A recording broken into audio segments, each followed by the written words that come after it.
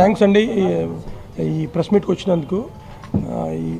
ఈ press meet పెట్టడానికి కారణం we want to announce the audio and release date of our movie Srimanthudu. ఈ month 27న షూటింగ్ అయిపోతుందండి అండ్ 1 month పోస్ట్ ప్రొడక్షన్ ఉంటుంది. So we are going to do audio on July 18th and we're going to release the movie worldwide on August 7th అండి. August 9th Mahesh Babu గారి birthday. It will be an extra treat for fans. 18th Ramzan and ముందు July 17th అనుకున్నాం. తర్వాత ఈ Baahubali July 10th announce చేయడం వల్ల, వాళ్ళు request చేయడం వల్ల కూడా మేము August 7th వెళ్తాం జరిగిందండి. అండ్ ఇంత మంచి మూవీ తీసిన తర్వాత పోస్ట్ ప్రొడక్షన్ 1 month టైం కూడా కావాలి మాకు. So for all these reasons we are going to release the movie on August 7th అండి. Thank you. అందరికీ నమస్కారం.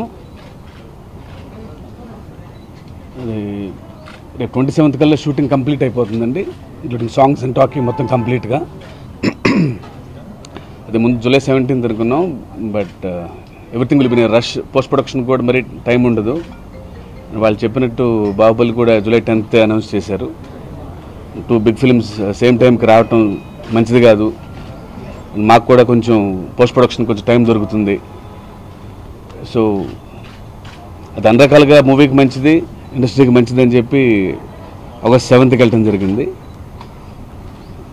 సో ఫ్యాన్స్కి మహేష్ బాబు గారి బర్త్డే ఆఫ్టర్ అతడు ఆగస్ట్లో ఏ మూవీ రాలేదు.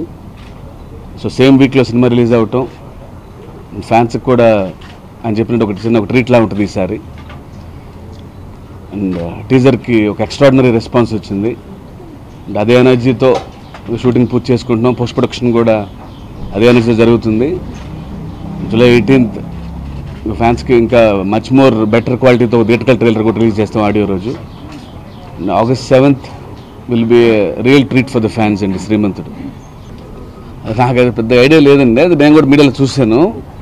బట్ ఆయన దగ్గరికి 1 year బ్యాక్ వెళ్ళినప్పుడే ఈ పాయింట్ ఉంది. ఊరిని దత్తత చేసుకోవడం అంటే, ఆయన లాంటి ఇమేజ్ ఉన్న స్టార్ ఇంత క్యాన్వాస్లో కట్ చెప్తే చాలా బాగుంటుంది అనిపించింది. మరి మేబీ ఇట్స్ యాక్సిడెంటల్, అది రెండు కోయిన్సైడ్ అవటం అనేది. మహేష్ బాబు లుక్స్ గురించి కొత్తగా చెప్పారు, ఆయన అందంగానే ఉంటారు. సైకిల్ అనేది it's concept of the film అండి. చిన్న సైకిల్ కూడా కథలో చాలా ఇంపార్టెన్స్ ఉంది.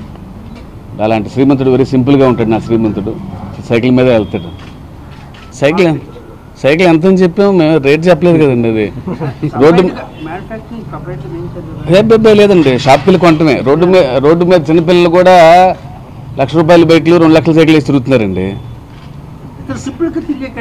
అవును, సైకిల్ మీద తిరగటమే. ఇప్పుడు రోల్స్ రాయిస్ బెంట్లీలు వేసుకుని 50 లక్షలు పెట్టి కారు కొనే బదులు ఆ 2 లక్షలు పెట్టి సైకిల్ మీద వెళ్ళటమే ఉంది కాదండి. ఇప్పుడు కమర్షియల్ సినిమా అన్నప్పుడు హీరోని ర్యాలీ సైకిల్ అన్న హీరో సైకిల్, హంబర్ సైకిల్, పల్లెటూరులో సైకిల్ వేసి తిప్పితే బాగోదు.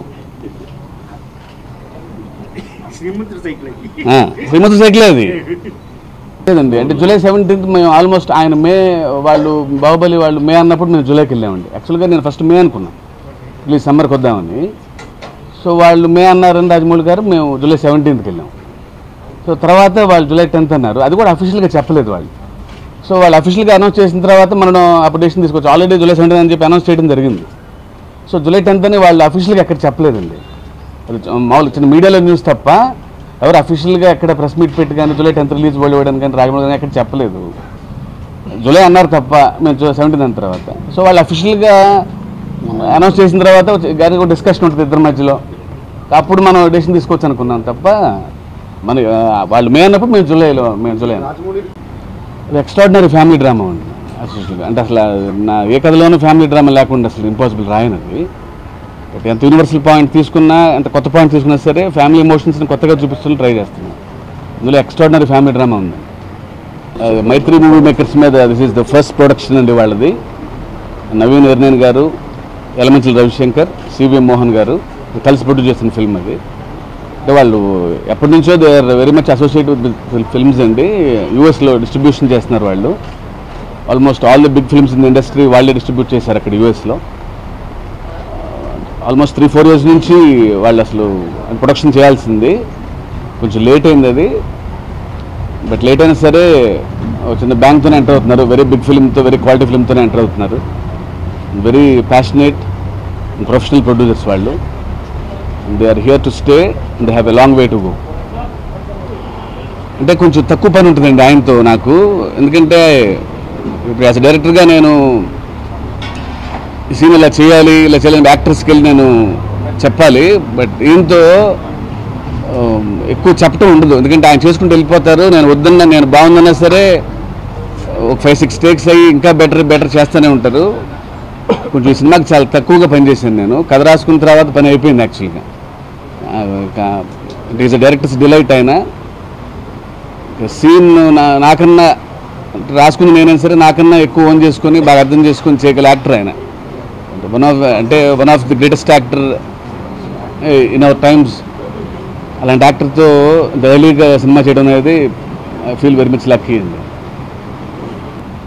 ఫస్ట్ లుక్ జస్ట్ ఒక చిన్న టీజర్గా కాన్సెప్ట్ ఫిల్మ్ చెప్పాలని నా ప్రయత్నం తప్ప అన్ని ఆస్పెక్ట్స్ ఇంకా టచ్ చేయలేదు.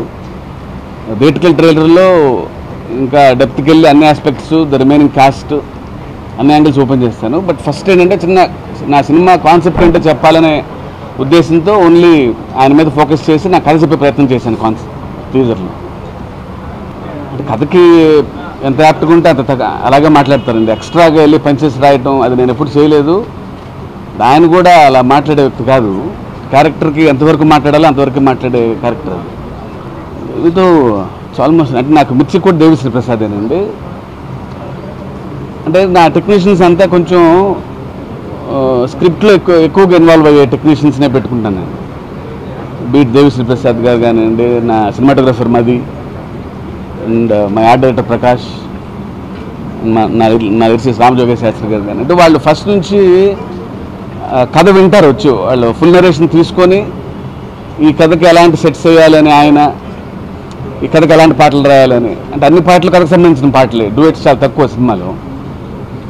సో వాళ్ళు 3 hours కథ విని 6 months బ్యాకే కథతో ట్రావెల్ అయ్యి పాటలు రాయటం కానీ, మ్యూజిక్ కానీ, ఏదో క్యాచీగా ఉందని ఒక ట్యూను, ఒక చిన్న మాస్ నెంబర్ ఇలా కాకుండా స్క్రిప్ట్లో బాగా ఇన్వాల్వ్ అయ్యి చేశారు నా టెక్నీషియన్స్ అంతా.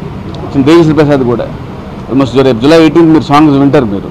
అంటే కథను ఎక్కడ మిస్ అవ్వకుండా అట్ ద సేమ్ టైం కమర్షియల్గా క్యాచ్గా ఉండే ట్యూన్స్ ఇవ్వగల మ్యూజిక్ డైరెక్టర్ నాకు తెలిసి దేవిశ్రీ ప్రసాద్.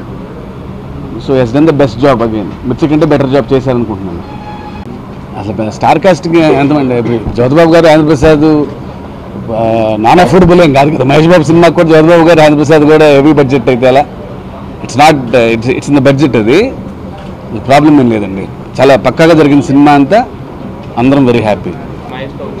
వాళ్ళు ఎప్పటి నుంచో అంటే మహేష్ బాబు గారి సినిమాలన్నీ అక్కడే వాళ్ళే ఎక్కువ చేశారండి, ఫ్రమ్ దూకుడు నుంచి. సో వాళ్ళకి అంటే యూఎస్ పెద్ద మార్కెట్ కాబట్టి మహేష్ గారికి ఆల్మోస్ట్ ఆయన ఫిలిమ్స్ వాళ్ళే చేశారు అక్కడ యూఎస్లో. సో వాళ్ళకి మహేష్ బాబు గారితో ఎప్పటి నుంచో చిన్న రిలేషన్ ఉంది. So at the same time కరెక్ట్గా ఆ టైంకి వచ్చి వాళ్ళు మహేష్ గారిని అప్రోచ్ చేయడం, మంచి సినిమా చేద్దాం అనుకోవటం. అదే టైంకి నేను యూటీవీ ప్రాజెక్ట్ క్యాన్సిల్ అవ్వటం. అట్ ద సేమ్ టైం వీళ్ళు కొంచెం కొత్త వాళ్ళు బాగా వెరీ ప్యాషనేట్ ప్రొఫెషనల్ కాబట్టి వాళ్ళతో చేస్తే ఈ కథ బాగుంటుందని ఆయన కూడా ఫీల్ అయ్యి సో వీళ్ళతో చేద్దామని చెప్పారు. లేదా అసలు అదే సేమ్ ప్రాజెక్ట్ అండి. యా కాదు అసలు అది వేరే కదా. రామ్ చరణ్ సినిమా లేదు, రామ్ చరణ్ గారి సినిమా వేరండి, ఫ్రెష్, ఇది వేరే సబ్జెక్ట్.